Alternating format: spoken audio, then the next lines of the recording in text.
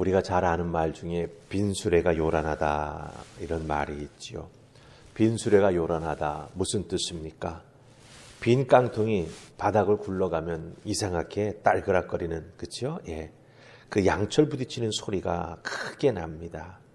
그런 것처럼 수레도 짐을 실지 않고 비어 있을 때 그 수레가 굴러가는 소리가 심히 덜컹거리면서 크게 난다라고 하는 뜻이죠.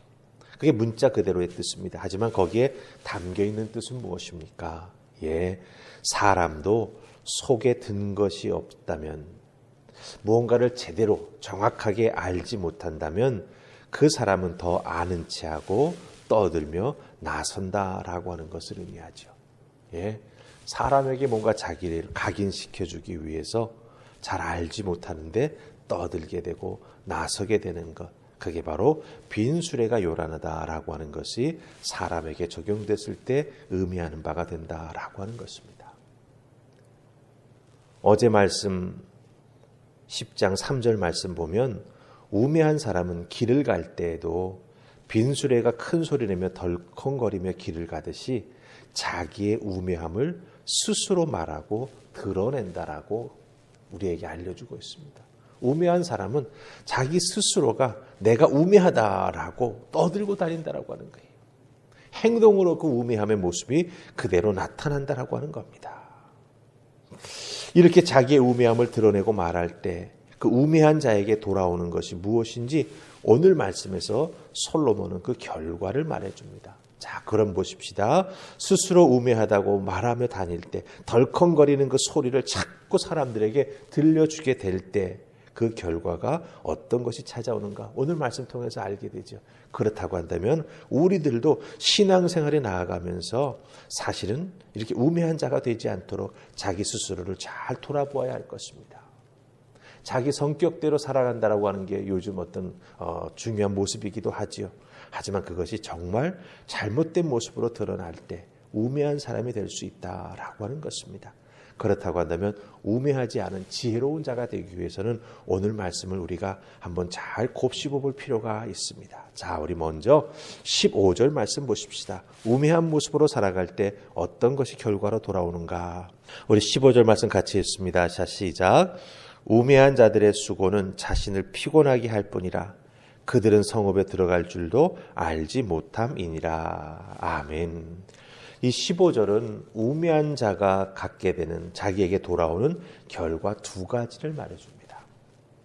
자, 먼저 우매한 자에게 돌아오는 첫 번째 결과가 무엇입니까? 예, 바로 우매한 자들의 수고는 자기 자신을 피곤하게 한다라고 하는 거예요. 자, 그럼 먼저 여기서 우매한 자들이 무언가를 합니다. 근데 그것을 수고라고 표현을 했어요. 우매한 자들이 하는 그 수고가 자기 자신을 피곤하게 한다라고 합니다. 그래서 이 수고라고 하는 단어가 참 중요합니다. 왜냐하면 여기서 사용된 수고라고 하는 단어는요, 무언가를 나름대로 어려운 상황 속에서 최선의 노력을 기울여 했는데 그 결과가 오히려 자기 자신을 힘들고 곤란하게 만든다라고 하는 뜻을 가지고 있습니다. 그래서 그 결과는 수고한 자기 자신을 피곤하게 만든다라고 하는 거예요. 우매한 자의 특징은 무엇입니까? 지혜로운 자에게, 먼저 그 길을 걸어갔던 경험 있는 사람들에게 어떻게 해야 되는지 물어보거나 그들의 이야기에 귀 기울이지 않는 특징을 가지고 있습니다. 그래서 자기 생각대로, 자기 마음대로, 자기 뜻대로 하죠. 하지만 그렇게 노력을 기울여 했는데 그 결과가 오히려 자기 자신을 곤란하게 만들고 그것 때문에 지치게 된다라고 하는 거예요. 그래서 그 결과는 수고한 자신을 피곤하게 만든다라고 오늘 15절은 우리에게 말해줍니다. 근데 여기서 피곤하다라고 하는 이 단어 무슨 뜻인지 아십니까? 자기 자신을 고생스럽게 만든다라고 하는 뜻을 가지고 있어요. 문법적으로는 여기서 이 피곤하게 만든다라고 하는 게 이 사역형으로 쓰였습니다. 즉 그것 때문에 자기 자신이 어떤 결과에 빠지게 된다라고 하는 거죠. 그러니까 이 우매한 자가 나름대로 수고스럽게 열심히 했지만 그것으로 인해서 자기 자신은 오히려 더 고생스럽고 힘들게 되는 결과를 만들어 놓았다라고 하는 거예요. 자, 그 다음에 15절에서 또 알려주는 우매한 사람의 모습은 무엇입니까? 한 가지가 더 있죠. 우매한 사람은 성읍에 들어갈 줄도 알지 못한다라고 말하고 있습니다. 이게 무슨 뜻입니까? 성읍에 들어가는 길, 사실은 모든 사람이 다 아는 길이라고 하는 거죠. 어디로 가야, 그렇죠? 예, 성읍으로 가는지, 어디로 가야 서울로 가는지, 어디로 가야 큰 도시로 갈 수 있는지, 그곳으로 갈 수 있는 큰 길이 있다라고 하는 거죠. 그런데 그 큰 길을 따라 또 때로는 사람들이 많이 걸어가는 길에서 어디로 가야 성읍으로 들어갈 수 있느냐 한마디만 물어보면 그 길을 따라가면 성읍에 갈 수가 있습니다. 아주 단순한 것이죠.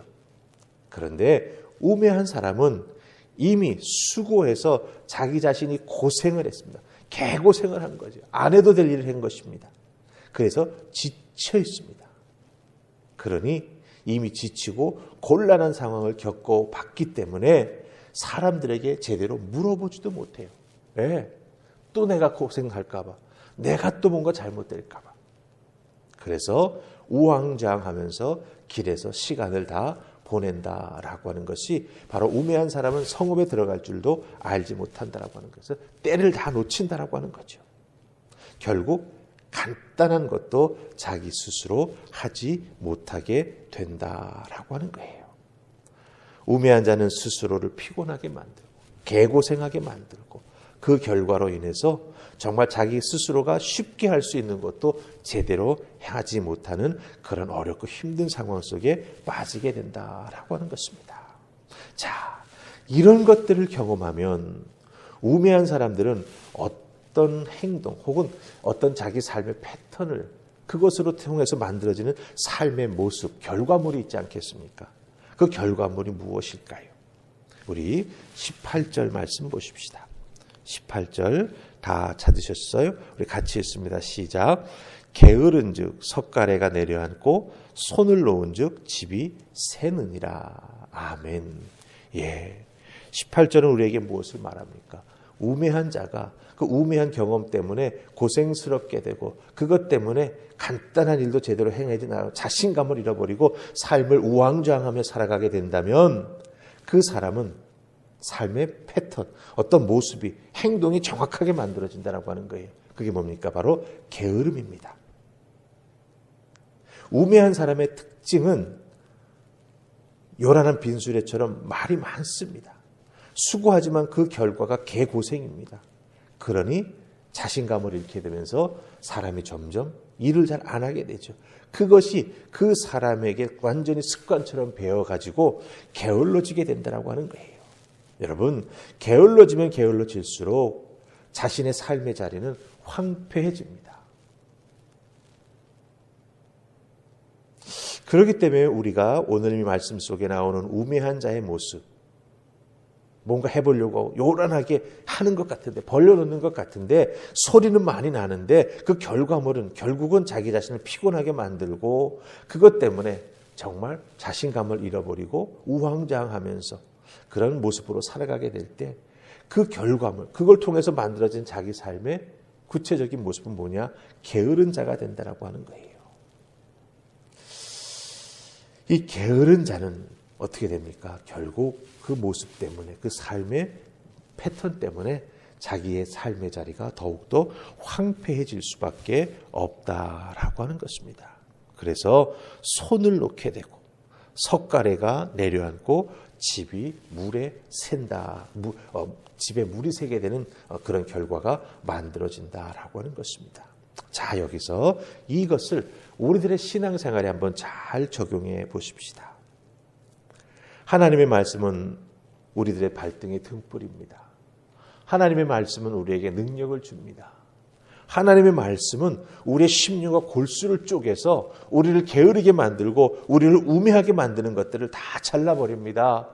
하나님의 말씀은 우리를 늘 새롭게 합니다. 하나님의 말씀은 우리에게 늘 새로운 힘을 줍니다.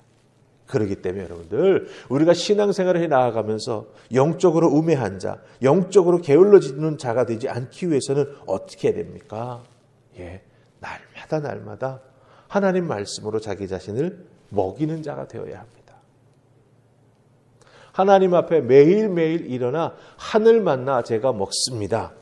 그리고 마치 삼시세 때 밥을 찾아 먹듯이 하나님의 말씀을 꼭 찾아 먹는 우리가 되어야 영적으로 우매하거나 영적으로 게으른 자가 되지 않는다라고 하는 거예요.